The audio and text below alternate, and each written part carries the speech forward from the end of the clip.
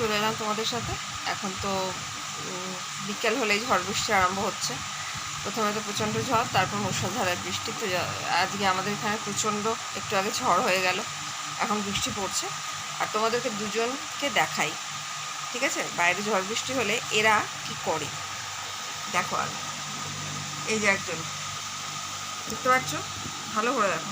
এই যে, এই যে একজন, এই যে দেখছো দুজনের অবস্থা। একজন কোলে চেপে বসে আছে, আর একজন কোলের কাছটায় ঘেঁষে বসে আছে কিনা। বাইরে ঝড় বৃষ্টি হচ্ছে, বিদ্যুৎ চমকাচ্ছে।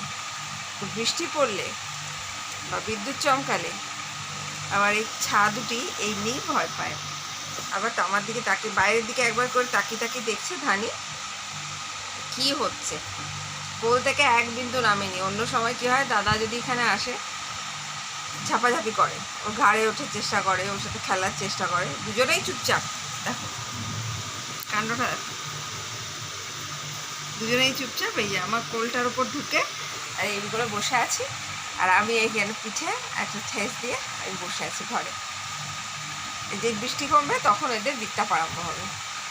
তো বাচ্চা বাচ্চাই হয়, সে মানুষের বাচ্চাই বলো আর পশুর বাচ্চাই বলো। মানুষের বাচ্চাও যেমন দেখবে বিদ্যুৎ চমকালে ছোটো বাচ্চা ভয় পায়, তো এরাও কিন্তু তাই। আমি সত্যি বলতে কি কোনো খুঁজে পাই না তফাৎ।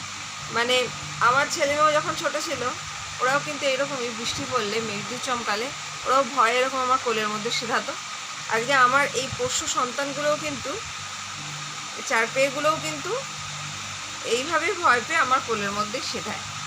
তখন কিন্তু আর কোথাও নরণচরণ নয়।